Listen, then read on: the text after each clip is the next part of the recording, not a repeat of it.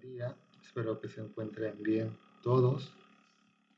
Quiero, antes que nada, de iniciar la clase, agradecer a los alumnos que pues han respondido mediante esta contingencia a través del medio que estamos utilizando, porque hasta ahorita o para este primer parcial recibí todas sus tareas y contestaron su examen correctamente en el tiempo adecuado. Entonces quería yo agradecerles porque han contestado mediante este medio. Y precisamente utilizando esto vamos a tratar de continuar con la materia. En este caso la materia es desarrollo de software orientado a objetos, que va dirigida al sexto semestre de la carrera de Ingeniería en Computación. Y vamos a empezar con el contenido. El tema central es análisis. Tenemos como subtemas un pequeño resumen de lo que vimos en el primer parcial y lo que veremos ahorita en el segundo parcial. Continuamos con lo que es el concepto de análisis, veremos lo que son clases de objetos, nos centramos de lleno ya para conocer lo que son los objetos, su estado, comportamiento, mensajes y la notación que se utiliza en UML, es lo que estaremos viendo en esta clase. Bien, y entonces el resumen es lo que ya habíamos visto en el primer parcial, que son los requerimientos. Recordemos que antes de llegar a esta fase de requerimientos tuvo que existir una interacción entre el cliente y los participantes en el desarrollo de software para obtener esas necesidades del cliente. Agarramos esos textos que obtuvimos y lo pasamos a diagramas de casos de uso. Una vez que obtenemos los diagramas de casos de uso, entonces pasamos a la especificación de casos de uso. Entonces, cuando terminamos esta fase de requerimientos, pasamos a la fase de análisis. En la fase de análisis tenemos varios conceptos interesantes y que son importantes y que vamos a ver en este tema. Pero lo más importante y que resalto aquí es el concepto de clases. Vamos a ver algunos otros conceptos más, pero el más importante es clases.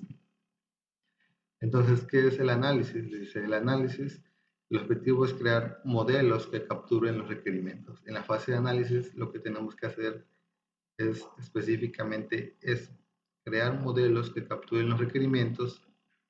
¿Por qué? Porque lo que queremos es capturar, es obtener de alguna manera las características y los requerimientos del sistema deseado, del sistema que queremos desarrollar.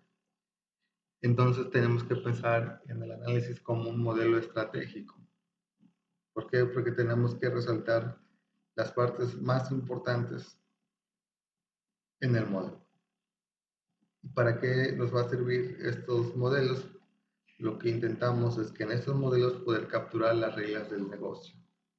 Las reglas del negocio son todas aquellas principios quizás o características importantes que son para la empresa a la cual estamos trabajando. Vamos también a ver aquí, como ya había mencionado anteriormente, lo que son las clases y la realización de casos de uso que veremos quizás en otra clase. ¿Qué son clases de objetos? Dice, son los componentes básicos de los sistemas orientados a objetos. Es decir, si nosotros estamos utilizando un lenguaje que tiene el paradigma orientado a objetos, necesitamos conocer lo que son las clases y son objetos. No por el hecho de utilizar un lenguaje que tenga el paradigma orientado a objetos, estaríamos ya teniendo como resultado un sistema o un software o un programa que sea orientado a objetos. Si no aplicamos bien los conceptos de clases y objetos, no vamos a tener como resultado eso. Existen muchos lenguajes que tienen el paradigma orientado a objetos. Los más conocidos son Java, C#, C++, y existen otros. Pero estos lenguajes por sí solos no nos van a dar como resultado un sistema orientado a objetos si no entendemos bien los conceptos de clases de objetos. ¿Por qué es importante el concepto de clases? Básicamente lo utilizamos en todo y, por ejemplo, cuando hablamos de herencia, si nosotros queremos aplicar el concepto de herencia, ¿qué necesitamos? Clases. Si no tenemos clases, no podemos aplicar el concepto de la programación orientada a objetos y tampoco, por lo tanto, estaríamos aplicando la herencia. Recordemos que hay varios conceptos importantes en la programación orientada a objetos, como es la herencia, el encapsulamiento, el polimorfismo y la abstracción. Si queremos aplicar abstracción, ¿qué necesitamos para poder aplicar abstracción? Clases. Si no sabemos el concepto de clases, no podemos aplicar abstracción. Otro ejemplo más, en donde necesitamos conocer los conceptos de clases y objetos, sería el principio de abierto y cerrado. El principio de abierto y cerrado nos dice que tenemos que tener un software que sea abierto a extensiones pero cerrado a modificaciones. ¿Qué significa esto? Que logremos, aplicando este principio, permitir agregar nuevas clases, nuevas funcionalidades sin necesidad de estar modificando el código que ya existe. Si tenemos un código que ya existe, debe de funcionar correctamente bien y no debo yo de alguna manera agregarle una funcionalidad extra. Claro, esto va a depender de que también está aplicado el concepto de herencia y de abstracción. La mayoría de los conceptos están ligados, pero aquí lo importante, lo que estamos resaltando es que al menos en el ejemplo de herencia, abstracción y el principio de abierto y cerrado, necesitamos entender los conceptos de clases y objetos. Por eso decimos que las clases y los objetos son componentes básicos de un sistema orientado a objetos. Si no conocemos estos, no los vamos a poder entender. Y por eso es importante mencionarlos, o por eso los vamos a mencionar en este tema, y van dentro de lo que es el análisis. Bien, ¿qué son los objetos? Vamos a entrar de lleno a lo que es un objeto. Y dice que un objeto es una entidad que encapsula estados y comportamientos. Un objeto es una instancia de una clase. Es decir, los conceptos de objetos y clases están ligados y nos dice que va a encapsular estados y comportamientos. Aquí más adelante vamos a ver lo que es un estado y qué es un comportamiento, pero en esta imagen vemos una caja y vemos estos círculos que vamos a representar o intentar imaginar que estos círculos son objetos. Entonces podemos ver a un objeto o podemos pensar como que este objeto es un paquete cohesivo de datos y funciones. Entonces aquí tenemos objetos, aquí tenemos datos y tenemos funciones. Es decir, hay estados y hay comportamiento. Todos los datos y funciones que tenga ese objeto tienen que estar altamente relacionados. Si están altamente relacionados todos esos datos y todas esas funciones que tengamos en ese objeto, entonces podemos decir que es totalmente o es altamente cohesivo. Decimos que es altamente cohesivo cuando todos esos datos y funciones que tiene ese objeto están relacionados. Es decir, se usan entre sí. Pero una definición básica de un objeto es que es una entidad que encapsula estados y comportamientos. Y ahorita vamos a ver qué son los estados y qué es el comportamiento. Otra definición de qué es un objeto es una instancia de una clase. Si nos preguntan qué es un objeto, es una instancia de una clase. ¿Por qué es una extensión de una clase? Porque va a encapsular estados y comportamientos que son los que vamos a ver a continuación. Entonces, nos dice que aquí, antes de entrar de lleno a lo que es un estado, nos dice en el análisis se le conocen a las funciones como operaciones y como métodos en el diseño. ¿Por qué colocamos esta oración aquí o este concepto? Es porque en el análisis, cuando nosotros estamos hablando de análisis, que es el tema que estamos viendo ahorita, y nosotros decimos funciones, estamos hablando de operaciones. O en este caso, si hablamos de métodos, es decir, cuando nosotros decimos funciones, nos estamos refiriendo a los métodos y es porque estamos en la fase de análisis. Cuando ya estamos en la fase de diseño lo conocemos como métodos. ¿Sí? Es decir, si nos encontramos con un equipo de desarrollo, somos varios integrantes que estamos participando para desarrollar un software y entramos en la fase de análisis y al líder del proyecto dice, a ver cuántas funciones tenemos, nosotros tenemos que estar conscientes de que estamos hablando de esos métodos, ¿no? Cuando estamos en la fase de diseño, entonces se le van a llamar métodos. Dice, cada objeto define un conjunto común de características. Tenemos entre paréntesis atributos y operaciones. ¿Por qué tenemos entre paréntesis atributos y operaciones? Porque a esas características se le conocen, o más bien a los atributos y operaciones en un conjunto. Es decir, los dos, tanto atributos y operaciones, se les conocen como características. Cuando decimos que queremos conocer las características de un objeto, estamos hablando de los atributos y de las operaciones. Entonces, ¿qué es un estado de un objeto? Dice, el estado de este objeto es el conjunto de valores de los atributos.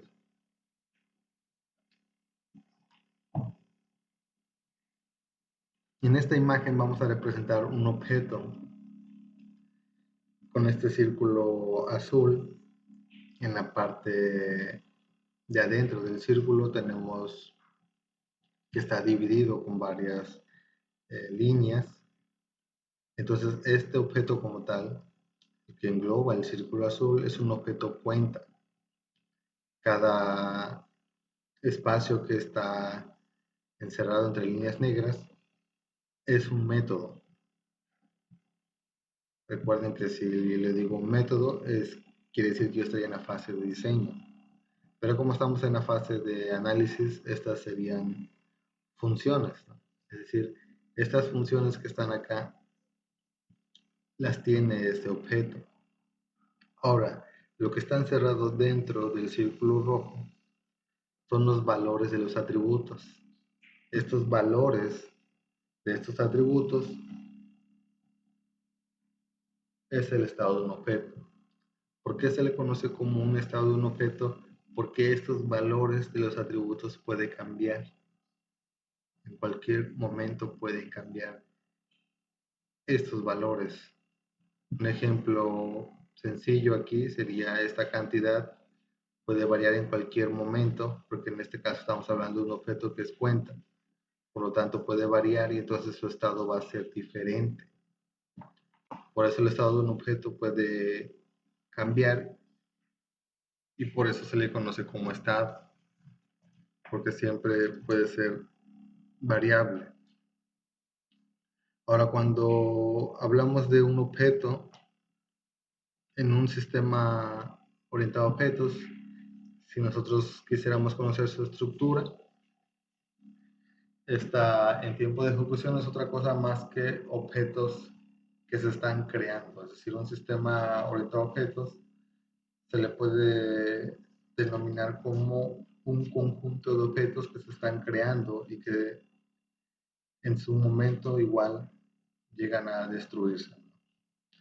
Pero esa puede ser la definición de un sistema orientado a objetos, que sería un conjunto de objetos que se están creando y que permanecen por un tiempo y en que en algún momento dado desaparecen o se destruyen. Ahora, ¿cuál es el comportamiento de un objeto? Dice, el comportamiento de un objeto es básicamente qué puede hacer. Cuando hablamos de que un objeto o le preguntamos que qué puede hacer, nos estamos refiriendo a las acciones. En este caso, las funciones que tiene este objeto y ahorita aquí estamos representando igual el objeto en color azul Y lo que se encuentra dentro de las líneas rojas son las funciones. Esto es el comportamiento. Dice, el conjunto de operaciones especifica el comportamiento del objeto. Es decir, todas las funciones, el conjunto de todas las funciones es el comportamiento del objeto. A esto le llamamos comportamiento. ¿Y por qué? Porque dependiendo de la acción que realice cada función, va a cambiar, ¿no? Y al mismo tiempo que cambian o que se hace la acción de modificar ese comportamiento del objeto, entonces también cambia su estado. Lo más seguro es que cambie el estado de sus atributos. Ahora, los mensajes. Dice, los objetos colaboran para realizar o cumplir las metas y objetivos del sistema. Cuando decimos que los objetos están mandando mensajes, o por qué decimos que los objetos mandan mensajes, aquí estamos representando dos objetos de la misma manera con estos círculos. Entonces tenemos del lado izquierdo un objeto banco y del lado derecho un objeto cuenta. Entonces del objeto banco está de alguna manera mandándole un mensaje al objeto cuenta, le está diciendo una cantidad de dinero que desea retirarte, específicamente una cuenta. Entonces, en el momento en que el objeto banco le está mandando un mensaje o está haciendo que se ejecute la función retirar, en ese momento decimos que le está mandando un mensaje. Por eso es que decimos, si recuerdan el concepto anterior que decimos un sistema orientado a objetos, que son muchos objetos que se están creando y que están colaborando entre sí. Esa colaboración la logran a través de los mensajes. A través de esa llamada a funciones es como la forma en la que están colaborando. ¿Y por qué necesitan colaborar? Porque juntos todos estos objetos van a hacer que se cumpla el objetivo de ese software, ¿no? O el objetivo de ese sistema o la meta de ese sistema. Entonces necesitan colaborar estos objetos. ¿Por qué? Porque no tendría sentido tener un objeto totalmente solo y que éste no participe y que éste no sea parte del equipo para lograr esa meta. Entonces, ¿cuáles son los mensajes? Los mensajes son las llamadas, las funciones que hacemos de un objeto a otro objeto. Ahora, una vez que ya conocemos su estado, su comportamiento de un objeto y lo que son los mensajes, ¿cómo representamos un objeto en UML? Dice, básicamente se representa con un cuadro con dos compartimientos. En la parte de arriba, el compartimiento de la parte de arriba es donde va el nombre y la parte de abajo son los atributos. En la parte de arriba, lo que estamos señalando aquí con la flecha de color verde, indica que va a ir el identificador del objeto. Si se dan cuenta, este cuadro, para los que ya han avanzado anteriormente o ya más o menos saben sobre los diagramas de clases, lo van a ver muy parecido a un diagrama de clases. Un diagrama de clases de igual forma se representa con un cuadro. Pero más adelante vamos a ver cuál es la diferencia o cómo podemos hacer una diferencia entre un objeto que UML lo está representando a través de un cuadro y por qué una clase también la representa con un cuadro. Bien, como dijimos que en la parte de arriba de la forma de representar un objeto en un UML va el nombre, que es el identificador. Dice, el identificador del objeto puede consistir en cualquiera de los siguientes, es decir, tiene que ir cualquiera de estas tres formas. Alguna de ellas tiene que ir, no puede quedar vacío la parte de arriba, que es donde va el nombre, el identificador del objeto. El que estamos viendo del lado izquierdo es una opción donde diría nada más el nombre del objeto. En este caso, el nombre del objeto se llama cuenta, que sería, y aquí la gran diferencia que sería, está subrayado. Si lo comparan ustedes con un diagrama de clases, se van a dar cuenta que el nombre no está subrayado y en este caso sí se encuentra subrayado. La opción de en medio es simple y sencillamente colocar el identificador del objeto. Y si se dan cuenta tampoco lleva los dos puntos. El del lado izquierdo sí lleva los dos puntos. El de la opción del centro es simple y sencillamente yo coloco el nombre del objeto del identificador, el nombre del identificador y subrayado.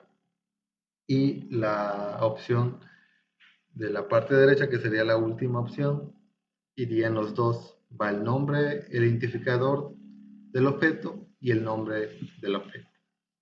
En este caso, y los dos puntos. Entonces, aquí, tense en cuenta que están los dos puntos y está subrayado. Entonces, nos diría que el identificador cuenta es una instancia de la clase cuenta.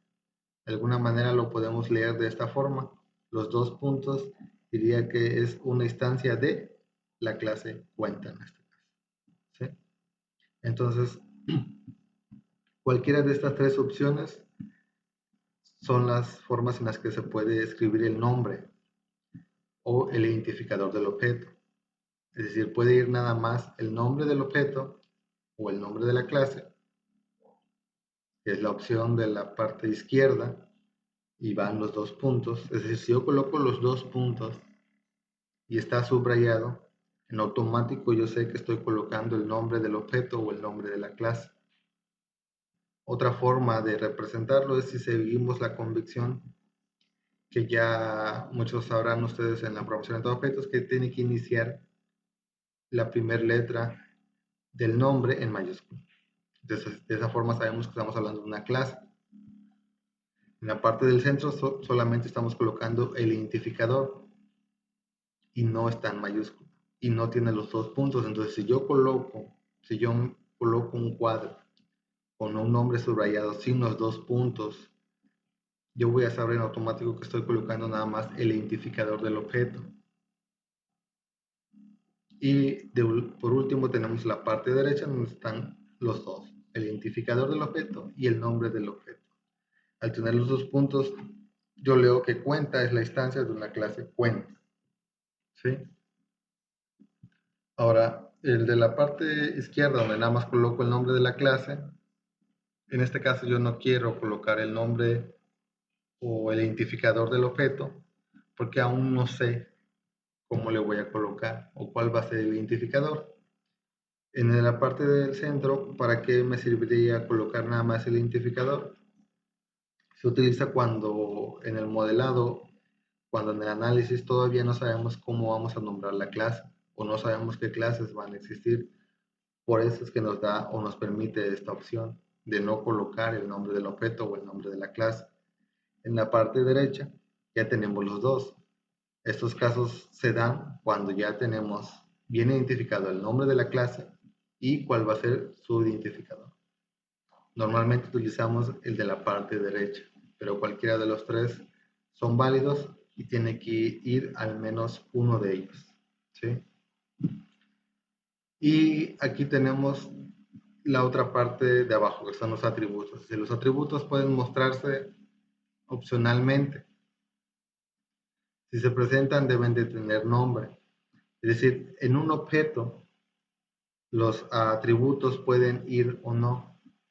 La parte de arriba es la que está obligado a aparecer, que es la parte del nombre, y tenemos tres opciones para esa parte del nombre. Entonces, podemos colocar los atributos o no. Es una parte opcional. Y si colocamos mínimo o al menos tendría que estar apareciendo el nombre de ese atributo. Ese es el que está obligado a aparecer. Si colocamos atributos, los atributos pueden ir o no. Si los colocamos, tiene que estar presente el nombre del atributo. ¿Sí? Al menos el nombre del atributo.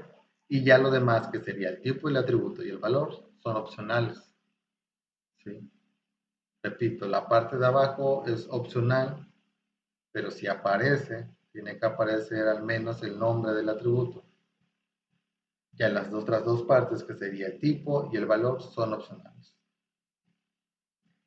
Bien, espero que esta parte de lo que es el análisis, y específicamente estamos hablando en este tema nada más de los objetos, espero y esté un poco más claro.